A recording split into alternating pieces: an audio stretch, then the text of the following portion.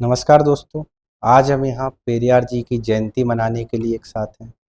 वैसे पेरियार जी ने समाज में समानता और आत्मसम्मान की जो अलख जगाई थी, वह आज भी हमारे लिए बहुत ही प्रेरणा का स्रोत है। तो सबसे पहले पेरियार जी को शत शत नमन।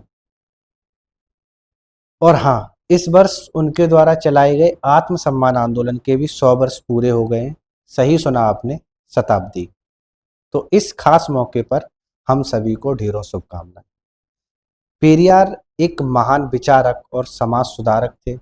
पेरियार का पूरा नाम ईवी रामास्वामी था। दक्षिण भारत की सामाजिक सोच को हिला देने वाले इस शख्स ने अपनी पूरी जिंदगी बस एक चीज के लिए समर्पित कर दी। वह थी सबके लिए बराबरी और समानता की लड़ाई। आज हम बात करेंगे उनकी एक बहुत ही अहम किताब जाति व्यवस्था और पितृसत्ता के बारे में। ये किताब सिर्फ पढ़ने के लिए नहीं, बल्कि ये एक तरह का आंदोलन है जो सोच को झकझोर देता है और लोगों को बराबरी और न्याय की तरफ सोचने पर मजबूर करता है।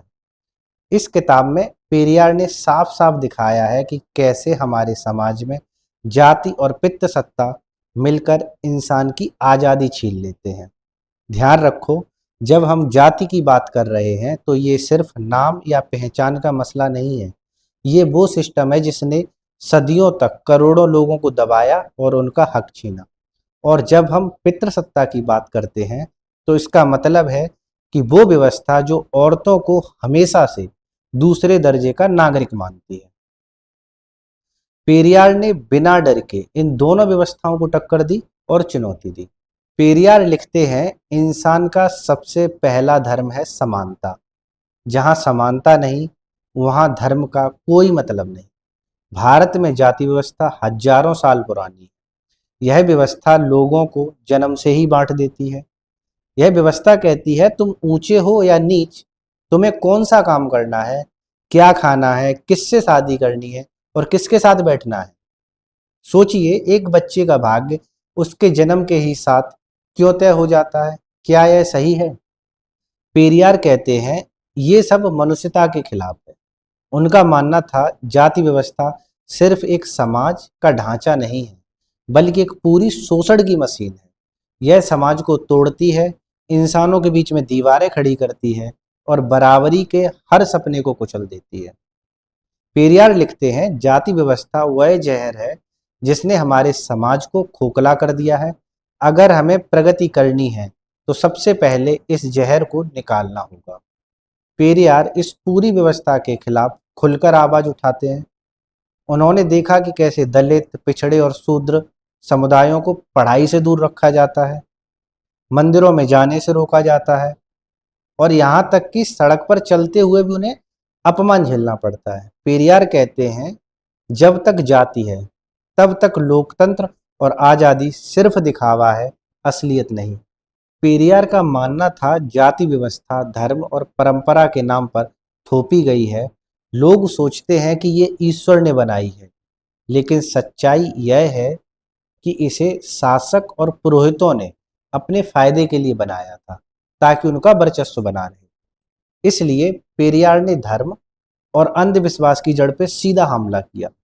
उनका कहना था, अगर जाति तोड़नी है तो सबसे पहले लोगों को ये समझाना होगा कि धार्मिक ग्रंथों में लिखी ऊंच नीच की बातें इंसानों ने बनाई हैं, ईश्वर ने नहीं। पेरियार खुद लिखते हैं, अगर इंसान इंसान से ऊंच नीच करे तो समझो धर्म नहीं अधर्म चल रहा है। दोस्तों, पेरियार सिर्फ जाति व्यवस्था तक नहीं रुके। उन्होंने पितृसत्ता यानी पुरुषों के वर्चस्व पर भी सवाल उठाए। भारत का समाज हमेशा चाहता था कि औरतें घर की चारदीवारी में रहें। उनसे कहा जाता था कि उनका असली काम घर संभालना, बच्चे पैदा करना और पति की सेवा करना है। पेरियार ने इसका कड़ा विरोध किया। उनका कहना था, अगर समाज को सच में आगे बढ़ाना है तो महिलाओं की बराबरी सुनिश्चित करनी होगी। वे कहते थे कि जिस समाज में आधी आबादी गुलाम हो, वह समाज कभी सच्ची आज़ादी या विकास नहीं देख सकता। पेरियार लिखते हैं, औरतों की दास्ता पुरुषों की सत्ता को बनाए रखने का हथियार है। जब तक औरतें बराबरी से खड़ी नहीं होंगी, तब तक समाज में कोई असली क्रांति नहीं हो सकती। पेरियार ने बाल विवाह, दहेज प्रथा और महिलाओं को पढ़ाई से दूर रखने की कड़ी आलोचना की। उन्होंने कहा, लड़कियों को स्कूल से दूर रखना, उनकी राय न सुनना और उन्हें कुल की मर्यादा का प्रतीक बनाना, ये सब पितृसत्ता की चालें हैं। पेरियार ने विवाह पर भी सवाल उठाए। उनका कहना था, अगर शादी सिर्फ औरतों को कैद करने और पुरुष की संपत्ति बनाने का तरीका है, तो ये शादी न्याय संगत नहीं है। पेरियार ने महिलाओं को हिम्मत दी कि वे खुद निर्णय लें, अपनी पढ़ाई पूरी करें और बराबरी के अधिकार के लिए आवाज उठाएं।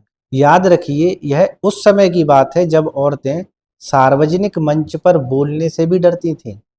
उस दौर में पेरियार ने उन्हें हिम्मत दी और उनकी आवाज बनकर खड़े हुए। अब बात करते हैं पेरियार की सबसे गहरी समझ की। उन्होंने कहा, जाति और पितृसत्ता दो अलग चीजें नहीं हैं, बल्कि ये एक ही सिक्के के दो पहलू हैं। उदाहरण के लिए, जाति व्यवस्था को बनाए रखने के लिए महिलाओं पर कड़ा नियंत्रण जरूरी माना गया। उनकी आज़ादी पर रोक लगाई गई ताकि वे अपनी जाति से बाहर शादी न कर सकें। औरतों से कहा गया कि वे कुल की इज्जत हैं, यानी अगर उन्होंने अपनी मर्जी से शादी की तो जाति की दीवारें टूट जाएंगी। इस तरह औरतों की कैद सीधे तौर पर जाति व्यवस्था को मजबूत बनाए रखने से जुड़ी रही। पेरियार ने साफ कहा, अगर औरतों को आज़ाद कर दिया तो जाति की जड़ें हिल जाएंगी। पेरियार खुद लिखते हैं, औरतों की स्वतंत्रता से जाति टूट जाएगी, इसलिए जाति के ठेकेदार सबसे पहले औरतों को कैद में रखते हैं। यह बात हमें सोचने पर मजबूर करती है। समाज में जो लोग पितृसत्ता को बनाए रखना चाहते हैं, अक्सर वही लोग हैं जो जाति व्यवस्था को भी मजबूत बनाए रखना चाहते हैं। इसलिए पेरियार ने जाति और पितृसत्ता दोनों के खिलाफ एक साथ संघर्ष किया। उनका आंदोलन सिर्फ जाति विरोधी नहीं था, बल्कि महिलाओं की आजादी के लिए भी था। दोस्तों, अब सवाल उठता है, समाधान क्या है? क्या सिर्फ आलोचना करने से सब ठीक हो जाएगा? पेरियार का जवाब था, नहीं। हमें एक नए और बराबरी वाले समाज की कल्पना करनी होगी। उनका सपना था एक ऐसा समाज जहां जाति का कोई स्थान न हो, जहां हर बच्चा अपनी मेहनत और टैलेंट के हिसाब से आगे बढ़े, जहां औरतें और पुरुष बराबरी से खड़े हों, जहां धर्म और अंधविश्वास की जगह तर्क और विज्ञान हो। पेरियार कहते थे कि असली बदलाव सिर्फ शिक्षा और आत्मसम्मान से आएगा। इसी सोच के साथ उन्होंने अपना जो आंदोलन चलाया उसका नाम रखा आत्मसम्मान आंदोलन। इस आंदोलन का मकसद था, हर इंसान खुद को कभी नीचा ना समझे, चाहे उसकी जाति कुछ भी हो, चाहे वह औरत हो या पुरुष हो। पेरियार कहते हैं, इंसान वही है जो किसी के सामने झुके नहीं और किसी को दबाए भी नहीं। पेरियार खुद लिखते हैं, सच्ची आज़ादी वह है जिसमें हर औरत और हर दलित बिना डरे और भेदभाव के जी सके। दोस्तों, यह किताब जाति व्यवस्था और पितृसत्ता सिर्फ पढ़ने के लिए नहीं है, यह तो एक सामाजिक क्रांति का दस्तावेज है। आज जब भी हम चारों तरफ देखते हैं तो पाते हैं कि जाति और पितृसत्ता पूरी तरफ से खत्म नहीं हुई। पेरियार ने हमें यह सिखाया कि बराबरी और न्याय सिर्फ नारे नहीं है, इन्हें पाने के लिए लड़ना और संघर्ष करना पड़ता है। आज जब भी हम चारों तरफ देखते हैं तो पाते हैं कि जाति और पितृसत्ता पूरी तरह से खत्म नहीं हुई है। आज भी समाज में कई समस्याएं हैं, जैसे दलितों पर अत्याचार होते हैं, औरतों की आवाज़ दबाई जाती है, प्रेम विवाह करने वालों को सजा दी जाती है। यानी पेरियार की लड़ाई अभी भी अधूरी है। इसलिए हमें उनके विचारों को सिर्फ पढ़ना नहीं, बल्कि अपनी जिंदगी में अपनाना होगा। दोस्तों, अगर सच में बदलाव चाहते हो तो याद रखिए, बदलाव सिर्फ सत्ता बदल देने से नहीं आता। सच्चा बदलाव तब आता है जब सोच बदलती है, और यही पेरियार का सबसे बड़ा संदेश था। पेरियार खुद लिखते हैं, क्रांति का मतलब सिर्फ सत्ता बदलना नहीं है, बल्कि सोच बदलना है। सोच बदलेगी तभी समाज बदलेगा। धन्यवाद।